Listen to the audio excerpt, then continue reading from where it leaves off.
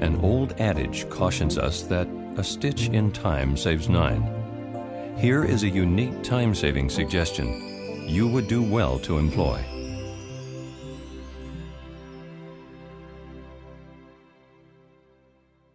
Occasionally, I have the happy experience of speaking to high school students. They're great. One of those stands out as being particularly memorable. I was talking to a large group of students about the importance of creating around us a world that is pleasant, happy, and positive. I wanted to impress upon them the fact, and it is a fact, that in large measure we create the world we live in. The discussion ended with a strong emphasis on seeing the good in others and letting them know it in some positive, appropriate way. As I turned the group back over to the person in charge and took my seat, she did something I will never forget. She asked the students to indicate by a show of hands who were regularly criticized by their parents for the things they did wrong. Every hand shot into the air. It was as though the students had rehearsed it.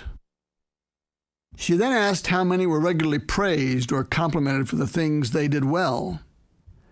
Not one hand went up. Not one.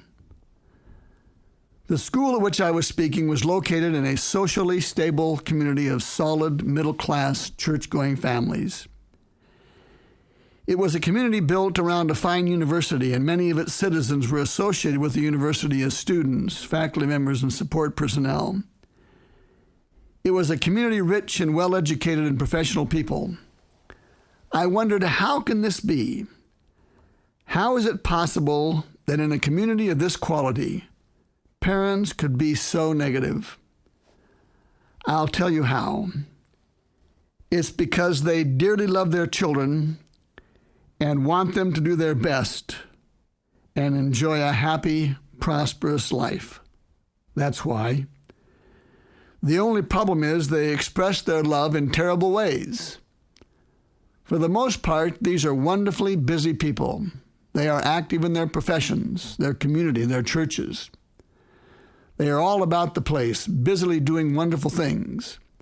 They are almost frantically involved in building a safe, wholesome, exciting, wonderful community for their precious, beloved children.